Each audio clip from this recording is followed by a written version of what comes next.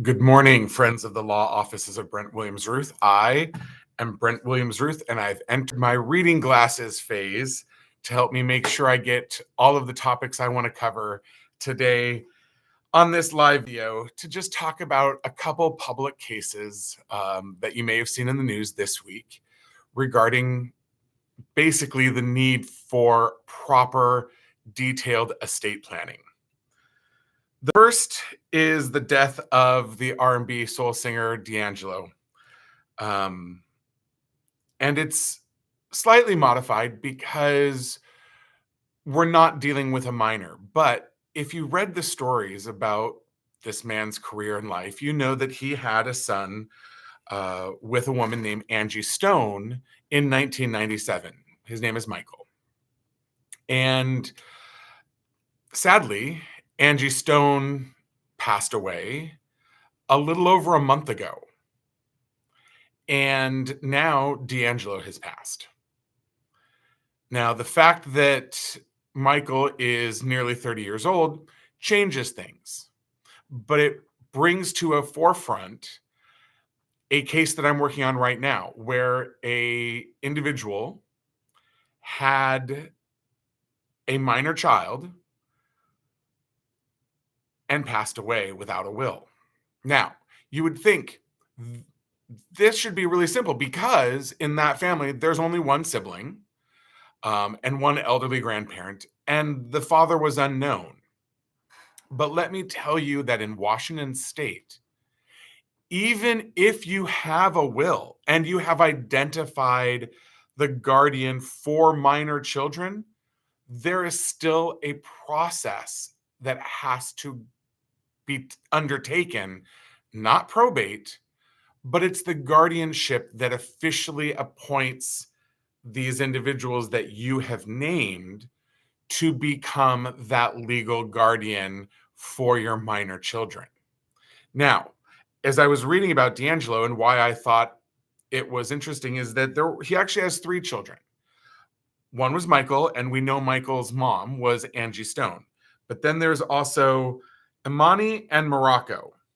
Now, Imani, the identity of the mom is not publicly known. Now, I don't know if Imani knows who their mother is, but if it's unknown, if that person gave birth but didn't want any claim and the birth certificate literally is blank,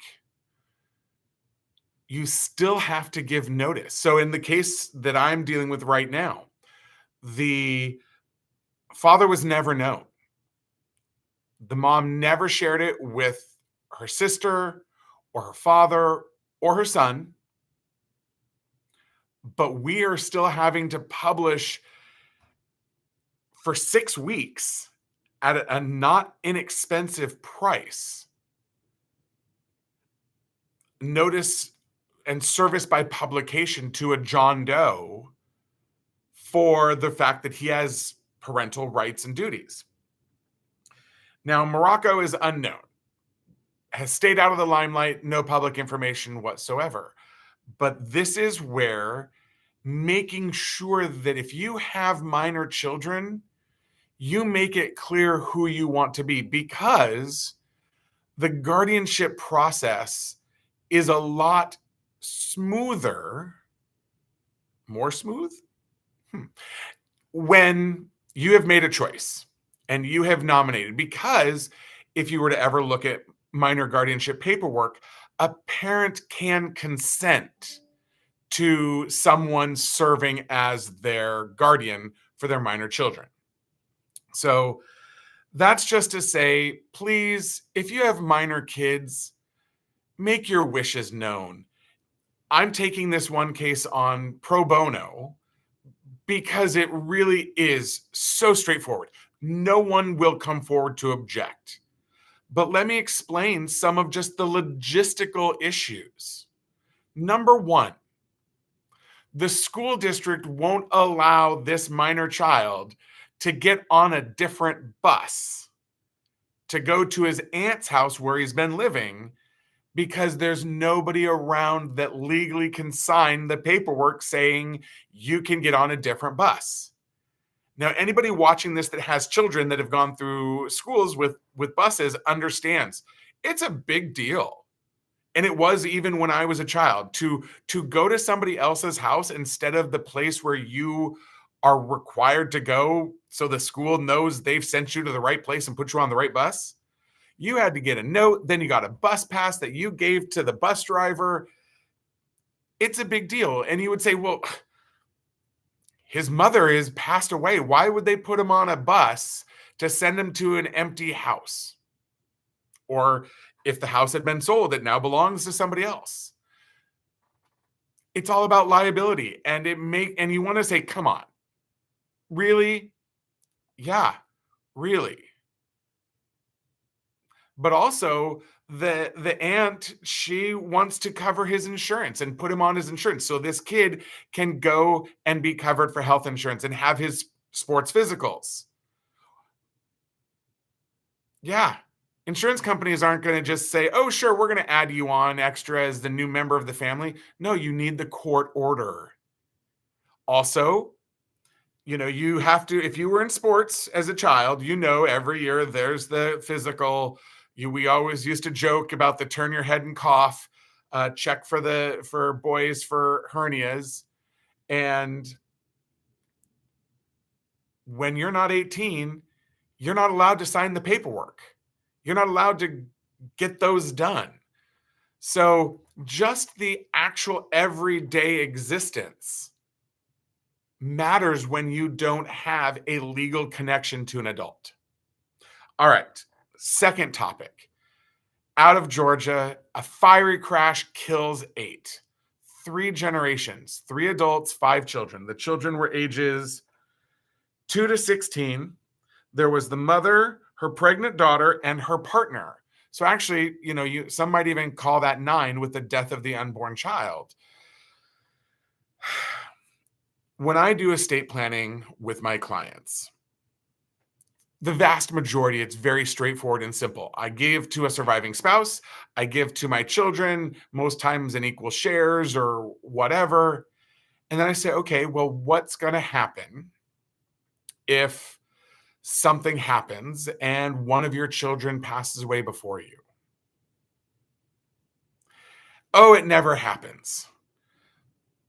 It does happen. In fact, in my 10 years as a solo attorney, I've had 4 cases where I lost 3 or more generations at one time. People travel together. And I even talk about this, like when I have clients that say, oh, my spouse will be my executor or my power of attorney, whichever document we're talking about. And then they're like, oh, my best friend, Gail, and her husband, Steve, they're going to be my backups. And I'm like, fantastic. Do you want to have another person that's not related? Because the fate of fates, you could lose your spouse and your backup, they could be on a vacation and get into an accident, and both of them are killed instantly. Things like that happen. And I know it's an odds game and you'd say no, but if you're in the office and you're having this conversation with your attorney, isn't it worth creating the most absolutely perfect plan? And there's no such thing as a perfect plan. There's always going to be more variables. But things that I warn my clients about is, yeah, you can absolutely name a couple, but realize that in my eyes, the death of one of those is just as likely as the death of 2 of them if they travel together. And I mean, to the grocery store on the weekends, to the movies, not just a vacation or honeymoon or Disneyland. When you have people that travel in unison together, it's one risk because one accident is all it takes and they could both be gone. So these stories that came out this week are just, again, why I'm coming to say hello, to remind you that estate planning is really essential. And to be clear, you do have an estate plan. The government has already written an estate plan for you, but I am a true believer that everyone should create their own personalized estate plan, because as much as you may think that you're just like your neighbor or your friends or your siblings, everyone should have their own conversation to address their life situations, their risks, and how you want to make sure that what is left behind when your time comes is what you actually want to have happen. So thank you for watching. And as always, if you or anyone you know could benefit from talking to my office about your estate planning needs or their estate planning needs, feel free to give us a call, 253-285-7751. Thanks so much for watching and have a great day.